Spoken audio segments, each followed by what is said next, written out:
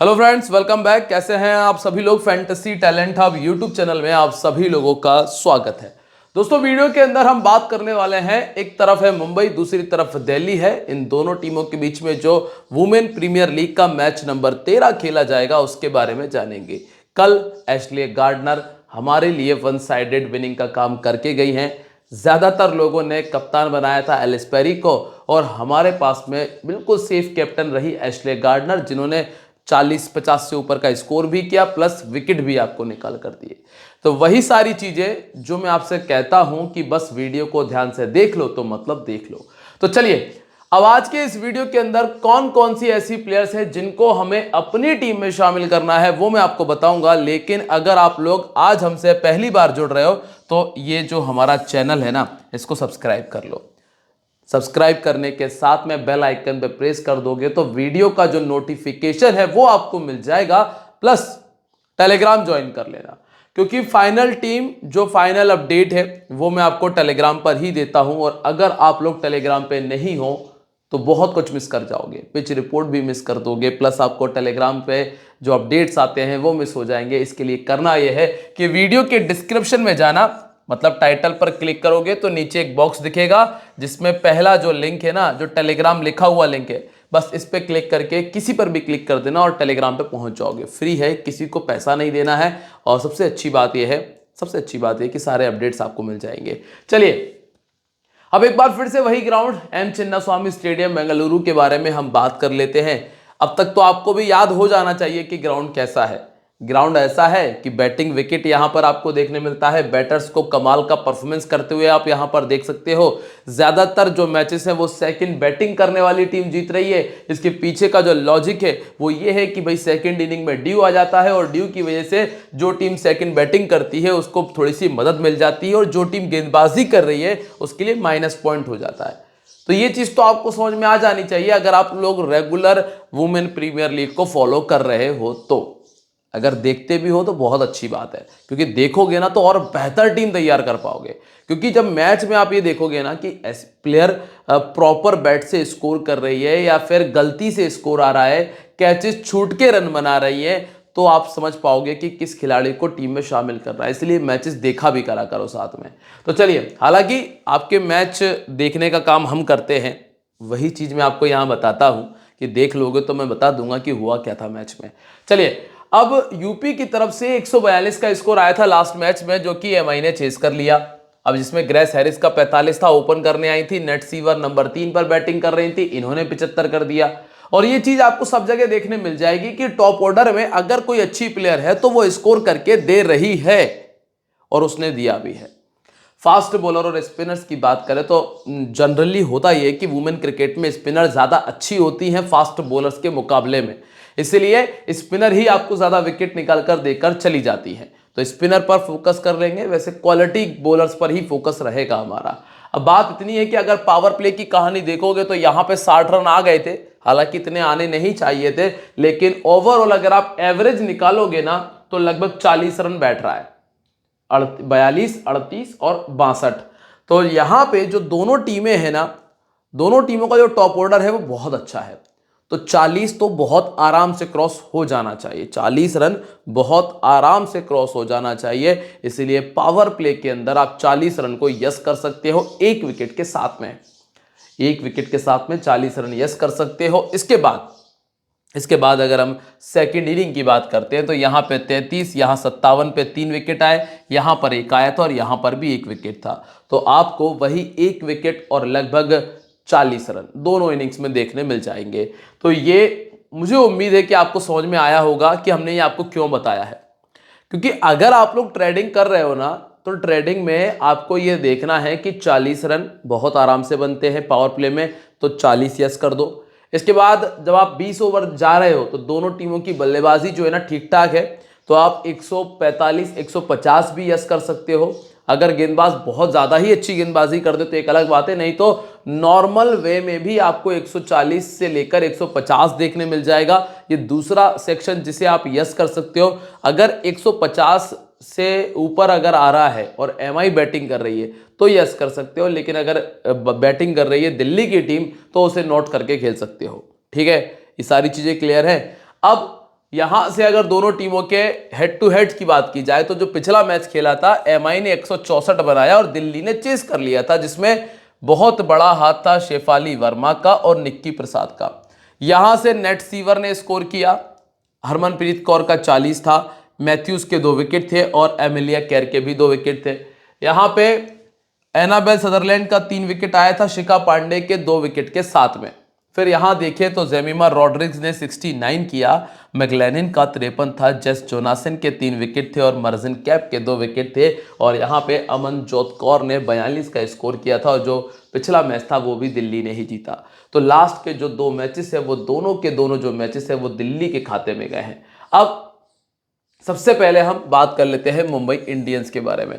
दोस्तों चीज़ें क्लियर होती जाएं तो वीडियो को लाइक कर देना। इस वाले वीडियो के ऊपर मुझे आप लोगों से बहुत उम्मीद है कि आप 3000 लाइक कंप्लीट कर दोगे। बहुत छोटा सा टारगेट आप लोगों के लिए है कि 3000 लाइक्स को इस वीडियो पे कंप्लीट कर दीजिएगा। कैसे करोगे अब वो आप जानो। 3000 लाइक आपको इस वीडियो पे कंप्लीट करने हैं। यस्तिका भाटिया और मैथ्यूज ओपन कर रही हैं, फिर Nat Sciver, Harmanpreet, Amelia Kerr, Amanjot Kaur तक इनके पास में ठीक ठाक बल्लेबाजी है। अब नई गेंद के साथ में जो गेंदबाजी होती है उसमें एक तो शबनम इस्माइल आती हैं, प्लस आपको हाइले मैथ्यूज और नेट सीवर ब्रंट नजर आ जाती हैं। डेथ ओवर में 2 ओवर डाल रही हैं अमनजोत कौर। तो ग्रैंड लीग में अमनजोत कौर पे थोड़ी सी ज्यादा नजर बनाकर रखिएगा, जो आपके लिए डिफरेंशियल का काम करके देके जाएगी। अगर वेन्यू रिकॉर्ड की बात कर ली जाए तो जो टॉप ऑर्डर है उनका 50 का सेक्शन आप देख सकते हैं। ये चीज मैं आपको बार बार बताना नहीं चाहिए मुझे, क्योंकि आपको समझ में आ गया होगा। अगर आप लोग मुझे रेगुलर फॉलो कर रहे हैं तो ये सारी चीजें मैं आपको हर एक वीडियो में वैसे भी बता रहा हूं, क्योंकि जब जब बैटिंग विकेट आता है तो क्या होता है, जब जब बैटिंग विकेट आता है तो टॉप ऑर्डर आपको नॉर्मल में भी अच्छा करके देके जाता है। और वही स्थिति है कि जो ऊपर के 4 प्लेयर है ना, चारों ने यहां पे स्कोर किया हुआ है। 25 का एवरेज है, 29 का एवरेज है, 40 का है, 75 का है। फिर आती है एमिलिया केयर जिसकी नंबर 5 पर बैटिंग है और इनका 35 का बैटिंग एवरेज है। सजीवन और अमनजोत कौर तो खैर आपके लिए डिफरेंशियल में ही जाएंगी, रिस्की में जाएंगी। अब गेंदबाजी की अगर बात करें तो मैथ्यूज को इस मैदान पर जाने क्यों ज्यादा विकेट नहीं मिल पाए, एमिलिया केयर को लेकिन 8 विकेट मिले हैं और संस्कृति गुप्ता को 3 विकेट मिले हैं, 7 विकेट निकाले हैं शबनम इस्माइल ने भी। अब सबसे पहले अगर हम बात करें यस्तिका भाटिया के बारे में, दोस्तों ये खिलाड़ी बहुत अच्छी है। यस्तिका भाटिया बहुत अच्छी प्लेयर है, स्कोर नहीं कर पाई वो अलग बात है, अच्छी प्लेयर है लेकिन अच्छा खेलती है, लेफ्ट हैंड बैटिंग करती है। और डीसी के सामने जो 6 मैच खेले हैं उसमें बनाया है 120 रन, बैटिंग एवरेज है 20 का, एक बार बनाया है 50 से ऊपर का स्कोर। T20 क्रिकेट में जो 28 पारियां खेली है उसमें 23 का बैटिंग एवरेज है, ज्यादातर सेकंड बैटिंग करते हुए बेहतर किया है, जिसमें 2 बार 50 से ऊपर का स्कोर है। अब कमजोरी में इनको लेफ्ट आर्म मीडियम दिक्कत देती है। सामने वाली टीम में एक मर्जिन कैप है जो कि पावर प्ले के अंदर गेंदबाजी करती हैं, वो इनको 2 बार आउट कर चुकी हैं। और एक चीज का ध्यान रखना कि जो एमआई की टीम, जो दिल्ली की टीम है ना, उसके पास भी पावर प्ले की बॉलर्स अच्छी हैं, तो वो पावर प्ले में विकेट तो मारेंगी। अब बहुत ज्यादा दिन अच्छा हुआ तो एक अलग बात है। नंबर 2 पे है मैथ्यूज। मैथ्यूज क्या करती है कि आपको बैटिंग तो दे ही रही है, प्लस आपको गेंदबाजी बहुत अच्छी देती है। 36 इनिंग में 50 विकेट है। बस गनीमत यह है कि इस मैदान पर इनको विकेट नहीं मिल पा रहा है, वो क्यों, जैसी भी सिचुएशन रही हो। नहीं तो दिल्ली के सामने गेंदबाजी भी अच्छी गई है, बल्लेबाजी जरूर उतनी अच्छी नहीं रही दिल्ली के सामने, लेकिन फिर भी ये प्लेयर जो है ये कैप्टनसी के लिए काफी कमाल चॉइस है, क्योंकि आपको लगभग 4 ओवर पूरे देना प्लस आपको बल्लेबाजी देना, ये आपको फायदा देती है। अब मर्जिन कैप ने इनको 95 गेंदें डाली हैं और 6 बार आउट कर दिया और स्ट्राइक रेट है 89 का। जेस जोनासन ने 65 गेंदें डाली हैं और 3 बार इनको आउट कर दिया है, जिसमें 88 का स्ट्राइक रेट है। इसके बाद है net sewer Brunt. Net sewer Brunt ने पिछले मैच में 3 विकेट भी निकाले और रन भी बना दिए थे। 21 इनिंग में 23 विकेट इनके खाते में शामिल है। आपको कैप्टन वाइस कैप्टनसी के लिए ज़्यादा भटकना नहीं पड़ेगा। नेट सीवर और हेले मैथ्यूज, ये 2 ऐसे ऑप्शन हैं जो 99% स्मॉल लीग में लोगों के रहने वाले हैं। पहले गेंदबाजी करते हुए इन्होंने 15 विकेट निकाले हैं। बैटिंग में इनका हाथ थोड़ा ज़्यादा बेहतर है मैथ्यूज के मुकाबले। 6 बार 50 कर चुके हैं, वो भी सिर्फ 21 इनिंग में, और दिल्ली के सामने तो ऑलरेडी 2 50 है। कमजोरियों में एक मर्जिन कैप ने इनको 3 बार आउट किया, जेस जोनासन इनको 2 बार आउट कर चुकी हैं। अब स्थिति क्या बन गई है कि मर्जिन कैप को तो लेके चलना ही चलना है और जेस जोनासन इनको 2 बार आउट कर चुकी हैं। फिर आते हैं इसके बाद नंबर 4 पे, जहां हरमनप्रीत कौर मिलती हैं। हरमनप्रीत कौर को आप छोड़ के चल सकते हो अगर आपको ये लग रहा है कि एमआई पहले गेंदबाजी करते हुए जल्दी रोक देगी दिल्ली की टीम को। तो यहां पे अगर आप देखें तो इनका बैटिंग एवरेज 33 का है और दिल्ली के सामने बैटिंग एवरेज 35 है, जो कि काफी हद तक बेहतर भी है। मर्जिन कैप ने इनको भी 2 बार आउट किया है और राइट आर्म मीडियम के सामने इस सीजन में 2 बार आउट हो चुकी हैं। इसके बाद अमेलिया केयर है, इनको नहीं छोड़ सकते हैं, अब चाहे परफॉर्मेंस दें ना दें, ये कमाल की लेग स्पिनर है। और मैंने आपको पहले भी बताया था कि पर्सनली मुझे अमेलिया केयर का गेम और अमेलिया केयर ठीक लगती हैं, अच्छी नहीं बोल सकते, ठीक है। 19 इनिंग में 27 विकेट इनके खाते में है। पहले गेंदबाजी करते हुए 22 विकेट है, सेकंड गेंदबाजी करते हुए इन्होंने 5 इनिंग में निकाला है 5 विकेट और बैटिंग एवरेज इनका 32 का है। दोस्तों अगर थोड़ा बहुत बॉलिंग ट्रैक होता तो फिर मैं अमेलिया केयर को अपना कैप्टन जरूर ट्राई करता। इसके बाद सजीवन संजाना, यहां पर दिमाग लगाने की ज्यादा आवश्यकता आपको है नहीं। अमनजोत कौर पर थोड़ा सा रिस्क उठा सकते हो, कारण यह है कि ये डेथ ओवर में गेंदबाजी करने आती है। अब किसके स्थान पर रखा जाए, स्थान अगर तय करना है तो वो ये है कि हरमनप्रीत कौर के स्थान पे अमनजोत कौर पर आया जा सकता है। किसके स्थान पे? हरमनप्रीत कौर के स्थान पे, कौर के बदले कौर। तो वो चीज है। अब बैटिंग के लिए तो नहीं आएंगे, जब आएंगे तो गेंदबाजी के लिए आएंगे। अब गेंदबाजी में मिले तो सिर्फ 4 ही विकेट हैं, तो बात यह है कि डेथ ओवर में गेंदबाजी करने आ जाती है कई बार, तो अगर ये रिस्क उठाना है तो पहले गेंदबाजी करते हुए उठा सकते हो। इसके बाद कामिलिनी ने इतना कुछ खास किया नहीं है। फिर आती है संस्कृति गुप्ता, जो कि 3 पारियों में 3 विकेट निकाल चुकी हैं, पिछले मैच में 2 विकेट का नंबर दिया था इन्होंने। फिर आते हैं शबनम इस्माइल की तरफ। शबनम इस्माइल विकेटलेस जाएं ऐसा आपको शायद ही देखने मिलेगा। 1 विकेट नॉर्मल में भी निकालती है, मतलब जो आपके 30 पॉइंट है ना, वो तो सेफ है, वो बिल्कुल सेफ है। इसलिए शबनम इस्माइल को टीम में लेके चलते हैं हम। 32 इनिंग में 37 विकेट निकाल चुकी हैं, अगर पहले गेंदबाजी कर दें तो ज्यादातर मैचेस में अच्छा करेंगी। अंतिम जो नाम है वो है जीतू मोनी कालिता का, जिनके पास में 6 इनिंग में 2 विकेट आपको देखने मिल जाते हैं।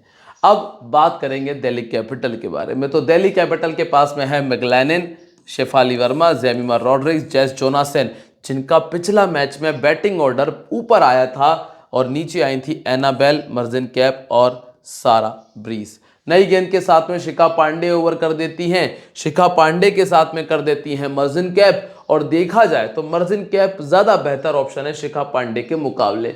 अब यहां से हुआ क्या है कि जो टॉप ऑर्डर है उसने यहां पर भी स्कोर किया। क्यों किया है ये तो आप मुझे खुद ही बता सकते हैं अब कमेंट सेक्शन में। इसके बाद जेस जोनासन ने भी 4 पारी में 103 बना दिया, जिसमें एक बार 50 से ऊपर का स्कोर है, और जेस जोनासन ने 11 विकेट भी निकाले हैं। अब अगर आप तलाशी ले रहे हो कि भाई किसको और कैप्टन वाइस कैप्टन बनाया जा सकता है मैथ्यूज और नेटसीवर के अलावा, उसमें एक नाम आपको मिलेगा जेस जोनासन का, क्योंकि नंबर 4 पर बैटिंग करने आ जाती हैं। पिछले मैच में की थी मर्जिन कैप ने 10 विकेट निकाले हैं और मर्जिन कैप का बैटिंग डाउन नीचे आ गया था। अब अगर हम बात करें मैगलैनिन के बारे में, तो मैगलैनिन ने ऐसा कुछ खास किया तो नहीं है, लेकिन एमआई के सामने जब बैटिंग की है तो 6 मैचेस में 40 का बैटिंग एवरेज है, जो कि बहुत बहुत बेहतर है। सिलेक्शन परसेंटेज भी कम है, चाहो तो ट्राई करो। और पहले बैटिंग करते हुए 450, सेकंड बैटिंग करते हुए 450 है। इसके बाद मैथ्यूज जो है वो इनको 2 बार आउट कर चुकी हैं। नंबर 2 पर आपको कौन मिलेगा? शेफाली वर्मा। शेफाली वर्मा ने अभी तक तो निराश नहीं किया है, 26, 24, 44 और 43 रनों का स्कोर किया है अभी, लेकिन मेरे पास में जगह नहीं बन पा रही है। कारण ये है कि ले तो 11 ही प्लेयर सकते हो, छोड़ोगे किसको, जो मैं आपको आगे वीडियो में दिखाऊंगा, आप खुद समझ जाओगे कि किसको छोड़ा जाए। अब अगर छोड़ने की जरूरत लग रही तो फिर मैगलैनिन को ही छोड़ना पड़ेगा। पहले बैटिंग करते हुए 26 का एवरेज है, सेकंड करते हुए 44 का है। अगर पहले बैटिंग कर जाए तो फिर मैं इनको जरूर छोड़ने वाला हूं, क्योंकि इनका 20 का बैटिंग एवरेज रहा है एमआई के सामने। इसके बाद नंबर 3 पर है जेमिमा रॉड्रिग्स। जेमिमा रॉड्रिग्स नॉर्मल में अगर पहला विकेट जल्दी आता है तो थोड़ा संभल कर खेलती हैं, और संभल कर खेलने की वजह से ड्रीम टीम में ज्यादातर मैचेस में आ जाती हैं। इसी वजह से ये मेरी टीम में है। पहले बैटिंग करते हुए इनके 350 हैं, सेकंड बैटिंग करते हुए 250 है। इसके बाद है जेस जोनासन। जेस जोनासन ने तो कमाल किया था लास्ट मैच में, जब प्रमोशन मिला 60 रनों का स्कोर किया था। अब चूंकि बैटिंग डाउन तो ऊपर आ गया है और गेंदबाजी कर लेती है अच्छी, 38 इनिंग में 51 विकेट है, तो मतलब जेस जोनासन जो है ये आपके लिए एक अच्छा और डिफरेंशियल पिक बन जाएंगी, क्योंकि ज्यादातर लोग इन्हें कैप्टन वाइस कैप्टन तो नहीं बनाते हैं। ऑर्थोडॉक्स के सामने इनका बैटिंग एवरेज है 6 का। इसके बाद एनाबेल सदरलैंड है, स्टार्टिंग बहुत कमाल की थी और टॉप ऑर्डर में बैटिंग भी कर रही थी, लेकिन अब जब बैटिंग डाउन भी नीचे आ गया और विकेट का रेशो भी थोड़ा सा गिरा है, ज्यादा नहीं गिरा, तो ये एज अ प्लेयर टीम में कंफर्म है। 25 इनिंग 25 विकेट इनके खाते में दर्ज है। फिर इसके बाद अगला नाम आएगा मर्जिन कैप का। मर्जिन कैप जिनको स्टार्टिंग टूर्नामेंट में कराई थी नंबर 3 से, नंबर 4 से, और अब जो बैटिंग डाउन मिल रहा है वो है नंबर 6। अब ऐसे में मर्जिन कैप को अब वाइस कैप्टन कैप्टन करना बहुत बड़ा रिस्क है, लेकिन खिलाड़ी कमाल के हैं, बैटिंग अच्छी कर लेते हैं।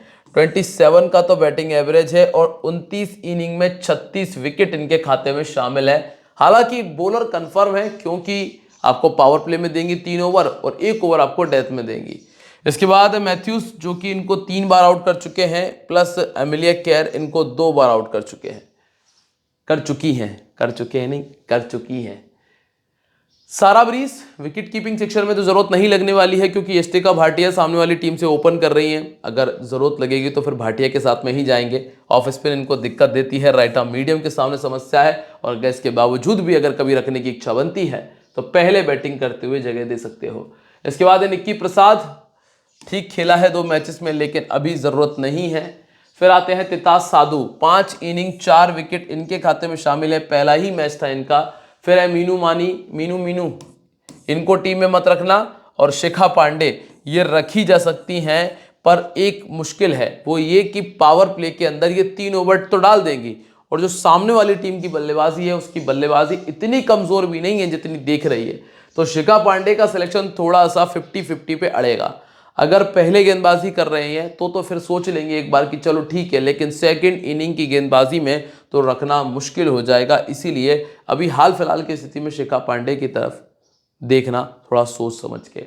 अब चलिए दोस्तों बात कर लेते हैं कैप्टन वाइस कैप्टनसी के बारे में। तो मैथ्यूज, नेट सीवर और Jess Jonassen. Spencer Johnson Australia के खिलाड़ियों की याद पता नहीं क्यों आ रही है। जेस जोनासन है जो कि कमाल की प्लेयर है। फिर अगर रिस्की की तरफ देखेंगे तो एनाबेल सदरलैंड और एमिलिया केयर को बनाया जा सकता है। अब चलिए बात कर लेते हैं कॉम्बिनेशन के बारे में। सबसे पहले जिन मेरे भाइयों ने ऑनेस्ट 11 एप्लीकेशन को साइन अप नहीं किया है, जाकर कर लो, लिंक मैंने डिस्क्रिप्शन कमेंट सेक्शन दोनों जगह दे दिया है। और अब अगर विकेट कीपर पे देखेंगे तो यस्टिका भाटिया है, हरमनप्रीत कौर को ले लिया, नेट सीवर, मैथ्यूज और एमिलिया केयर, मतलब 5 नंबर तक की बल्लेबाजी की प्रॉब्लम सॉल्व। फिर आते हैं दूसरी तरफ, मैगलैनिन और जोमिया रेड, शफाली वर्मा नहीं है टीम में। मर्जिन कैप, एनाबेल सदरलैंड और जेस जोनासन को टीम में रखा है, और शबनम इस्माइल जो है वो भी यहाँ पर मौजूद है। तो ओवरऑल एक बैलेंस कॉम्बिनेशन तैयार हुआ है इस ऐप के लिए, और इसका इस्तेमाल आप सभी जगह कर सकते हो। इसके लिए सबसे पहले आप लोग क्या करना कि चैनल को सब्सक्राइब कर लेना, बेल आइकन में प्रेस कर देना, और अगर मुझे कोई चेंज लगता है तो वो जो चेंज है मैं आपको टेलीग्राम पे बता दूंगा। टेलीग्राम का लिंक आपको डिस्क्रिप्शन और कमेंट सेक्शन में मिल जाने वाला है, जाकर चेक कर लीजिएगा। और एक बात का विशेष ध्यान रखना कि this game may be habit forming और financially risky, so please play responsibly. मिलते रहेंगे आप लोगों से अपनी अगली वीडियो के लिए, तब तक के लिए बाय, जय हिंद, जय महाकाल।